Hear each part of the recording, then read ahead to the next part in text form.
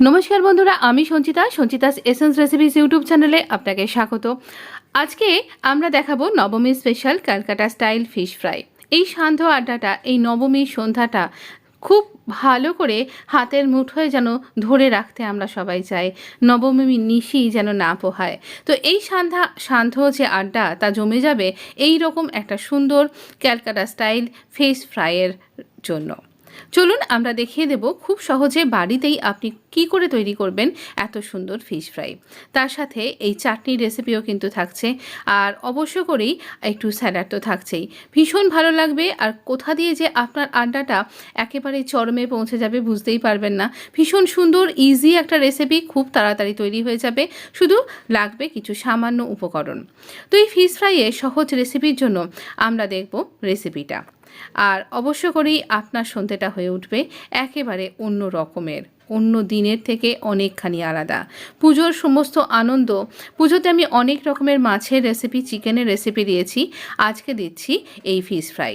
তো আদা, কাঁচা লঙ্কা, রসুন আর অনেকখানি ধনেপাতা দিয়ে ঝালটা আপনার মতন দেবেন স্বাদ অনুযায়ী, আর নুন দিয়ে আমরা এটাকে একটা পেস্ট করে নিয়েছি। এবার এই যে মাছটা, ভেটকি মাছ, তার ফিলেটার মধ্যে আমি লেবুর রস মাখিয়ে নিচ্ছি। মাছের একটা আষ্টে গন্ধ থাকে, সেটা কিন্তু এতে চলে যাবে।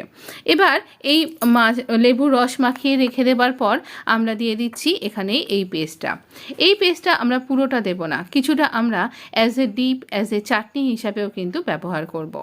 তো একটুখানি বাঁচিয়ে রেখেছি, আর বাকিটা মাছের গায়ে এই রকম করে মাখিয়ে কিছুক্ষণ আমাদের ম্যারিনেট করে রাখতে হবে। এতে কি হবে, মাছের এই আঁশটে গন্ধটা চলে যাবে, ধনেপাতার একটা অপূর্ব ফ্লেভার আসবে, তার সাথে আমরা যা যা কিছু উপকরণগুলো দিয়েছি তাতে মাছটা ভালো করে মজবে আর খেতে অত্যন্ত সুস্বাদু হবে। ভীষণ সুন্দর খেতে লাগবে, আর খেয়াল রাখবেন ধনেপাতার পরিমাণটা যেন এই রকম পর্যাপ্ত পরিমাণেই হয়।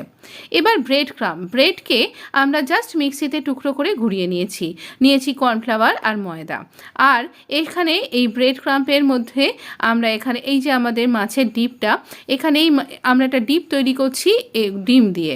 ডিমের মধ্যে একটাই ডিম দিয়েছি, আপনি মাছের পরিমাণ অনুযায়ী এখানে ডিমের পরিমাণ কমা বা বাড়া করবেন। আর এখানে দিয়ে দিচ্ছি স্বাদ অনুযায়ী নুন, আর এই ব্রেড ক্রাম্পের মধ্যেও কিন্তু একটু নুন দিতে ভুলবেন না। এখানে গোলমরিচের গুঁড়ো দিচ্ছি, গোলমরিচের গুঁড়ো ব্রেড ক্রাম্পের মধ্যেও ছড়িয়ে দিচ্ছি।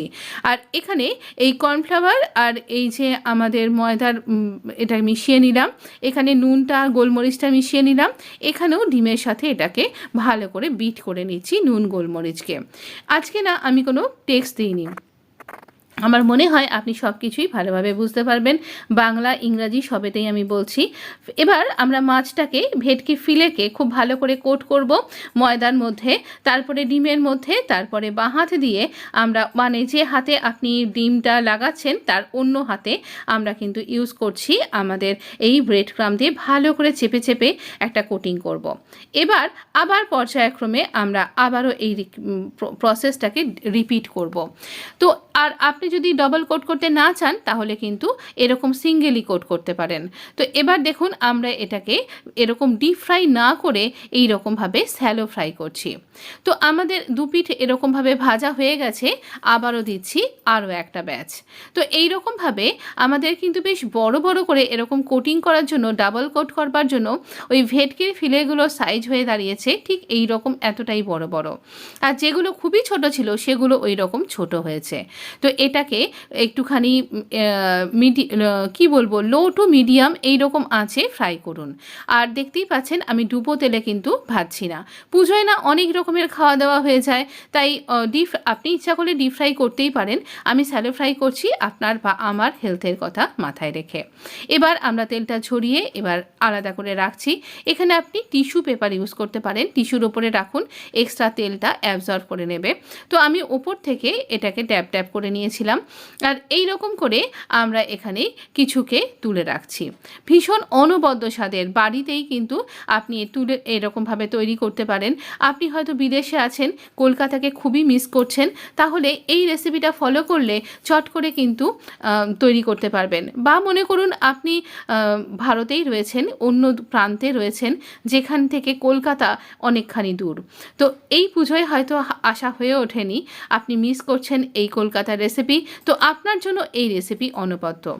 আমার বাড়িতে হলুদ গাছ আছে, তো এই হলুদ গাছের পাতায় আমি সার্ভ করছি। আর হলুদের ওষুধি গুণও আছে, তার পাতার মধ্যেও কিছুটা আছে, দেখতেও খুবই ভালো লাগছে। আমি এখানে টমেটো সস আর যে চাটনিটা আমি বানিয়েছিলাম এটাকে ম্যারিনেট করার জন্য, সেটাকেই আমি এখানে কিছুটা ডিপ হিসেবে ব্যবহার করেছি। একদিন ট্রাই করে দেখতে পারেন, সত্যি বলছি অনবদ্য খেতে হয়েছিল। আপনি শুধুমাত্র ফিশ ফ্রাই ছাড়া ডাল ভাতের সাথেও যদি আপনি এই চাটনিটা ব্যবহার করেন বা অন্য কোনো রেসিপিতে ব্যবহার করেন, খুবই ভালো লাগবে, এটুকু বলতে পারি। একবার ট্রাই করে দেখুন, তখনই বুঝতে পারবেন আমি ভুল বলছি না। স্যালাড হিসাবে আমি শুধুই অনিয়ন দিয়েছি, আমার কাছে যা ছিল। আপনি একটু গাজর টমেটো ব্যবহার করতে পারেন, তবে রেসিপিটা ট্রাই করতে ভুলবেন না।